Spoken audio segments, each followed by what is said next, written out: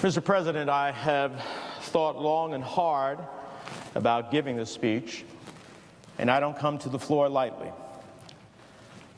But as the senior Latino in this chamber, I felt I had to speak, for those who do not recall the past are destined to repeat it. And I don't want to let this opportunity pass without speaking out. The remarks of the presumptive Republican nominee for president about Judge Gonzalo Curiel are taking this nation and the Republican Party down a dark and slippery slope. The road to some of the darkest moments in history have been paved with the rants of petty demagogues against ethnic minorities for centuries. And now again, in this century, Donald Trump is echoing those same racist rants, and by doing so, threatening to take this nation to a dangerous place. While Donald Trump's racist themes throughout this campaign are a new low for one of America's major political parties, they are not unique in history. This is page one from the dark chapters of history. Separate us from them. Tyrants and dictators have incited hatred against ethnic and religious minorities for centuries in order to consolidate power for themselves. Increasingly radical thinking Republicans are not blameless in creating the environment that has led to this disaster, that has led to a new McCarthyism that calls out people not for their beliefs, but for their ethnicity. We have governed from crisis to crisis over the past 8 years, not because we cannot find solutions to our problems, but because of political decisions to delegitimize the process and the president. They have fed into the ranks of a petty demagogue and now struggle to find safe ground. They have given quarter to snake oil salesmen and conspiracy theorists. And now we have the head of a major U.S. political party attacking a federal judge because of his parentage. This isn't a reality TV show or a real estate deal. This is an attack on our independent judiciary. We're talking about a presidential candidate tearing the fabric in which we enforce our laws and help citizens protect themselves from injustice. Mr. President, my mother believed in every aspect of her life in being treated fairly. What she did not believe is that being treated fairly meant that she would always get what she wanted. And if she did not get it, that it would be proof that the process and the system were corrupt, unfair, and out to get her. To my mother and to me, lashing out when we don't get what we want, as Donald Trump seems to do so often, can only be described as remarkably childish, thin-skinned, surprisingly egocentric, and frankly, for someone who aspires to lead this nation, dangerously undemocratic. If not outright demagogic, threatening the very safeguards our founders put in place to protect us from those like Mr. Trump, whose only view of the world seems to be in a mirror.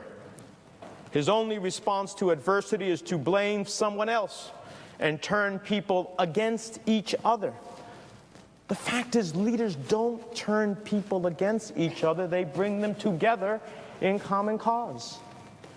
Mr. Trump needs to learn that there's not always someone else to blame for defeat. The fact that you lost doesn't imply unfairness, I should say. It only indicates that you lost, and he should get used to it. Though it's a difficult concept for someone raised to believe there would be no losing.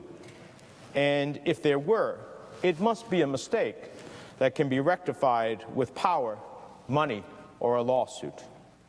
Apparently, in Mr. Trump's mind, if he loses, it must be someone else's fault. It's him. It's them. It's those people. He is an American. He doesn't have a birth certificate. He's a Muslim. It's all of them. He's a Mexican judge. And I want to build a wall, so he's being unfair to me. That attitude may be childish and pathetic in a schoolyard bully, but in an American president, in a commander-in-chief-to-be, it's downright dangerous. Mr. President, I have traveled my state and this nation and listened to people who wonder, as many of us do, how our political dialogue has become so dangerously coarse and brash and blatantly racist, how we seem to have reduced the greatness of this country to its lowest common denominator. We are talking about electing a president, a man or woman who will hold the nuclear code, who will decide matters of war and peace and whether to send our sons and daughters into harm's way. The stakes are too high to allow a megalomaniac to pound his chest over a legitimate decision ordered by a judge confirmed unanimously by the Senate. Now, many of my colleagues have tried to distance themselves from the comments of their nominees, but they have not gone, in many cases, far enough. They have not called him out as they should, politics aside, for the threat he poses to this nation if he is elected.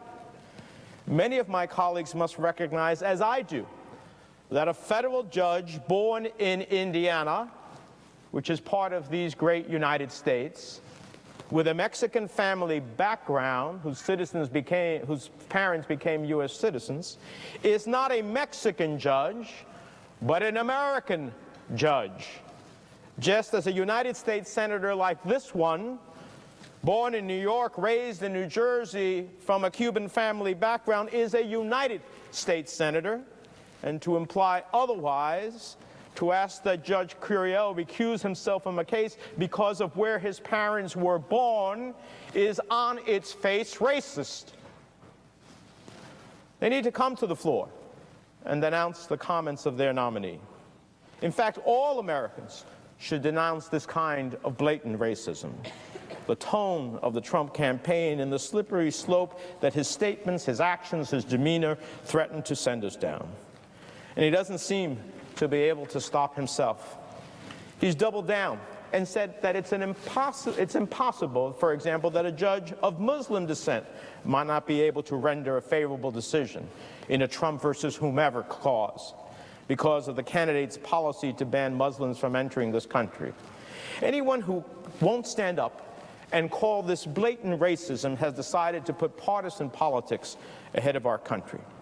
This is how a new McCarthyism comes to America, sold by a reality TV show host, aided and abetted by a political party without the courage to stand up to racism in its most cynical form. Mr. President, I've watched this campaign like most of my colleagues, incredulous at what we've heard, shocked, in disbelief, and with a deep concern at the level of discourse that has degenerated into name-calling and into out-and-out racism. And that my Republican colleagues and friends, many are pulling their punches, not going far enough to denounce the racist rants of their nominee. This is not the American political system that I know or grew up with. It is not how we run campaigns, and it should make us all feel uncomfortable. But it's not good enough simply to be uncomfortable with what the presumptive Republican nominee says. We can't just turn a deaf ear and a blind eye to a Donald Trump and where he threatens to take this nation should he be elected. We cannot wait until it's too late. And I believe my colleagues know it, but have not yet found a way to articulate it. We as a nation have to face the ugliness of what he has said and what he is, no doubt, yet to say. We as a people must immediately and unconditionally condemn and reject the type of blatant racism we've heard in the last few days. Those who do not stand up to intolerance and hatred only encourage it and sow the seeds of bigotry that will ultimately divide us as a nation and a people. I urge all of my Republican colleagues and all Americans to reject the politics of settling scores and grudges and work towards changing the hateful rhetoric we continue to hear. We're a nation of immigrants, all of us. We all know the reality of what it means to work hard, to get an education, build a career, find our way to this chamber or to the federal bench. Many of us grew up in immigrant neighborhoods like Judge Curiel, having to navigate many obstacles, the veiled or not so veiled insults, the derogatory comments, the finger-pointing, the racial stereotypes, always remaining rational and logical enough to take the long view, to see beyond the mirror, beyond ourselves, making the best decisions we can, and take what comes, and in doing so become part of the larger whole, no longer a stranger, but members of something larger than ourselves. So when Donald Trump says at a political rally, "There's my African American," we see only a fellow American, a citizen, one of us, not one of them. Today we are all Judge Gonzalo Curiel, and today we stand together as one nation, indivisible, no matter how hard someone tries to divide us. I repeat, the road to some of the darkest moments in history have been paved with the rants of petty demagogues against ethnic minorities for centuries. And Donald Trump is echoing those same racist rants, threatening to take this nation to a dangerous place. Let's all of us speak out before it's too late.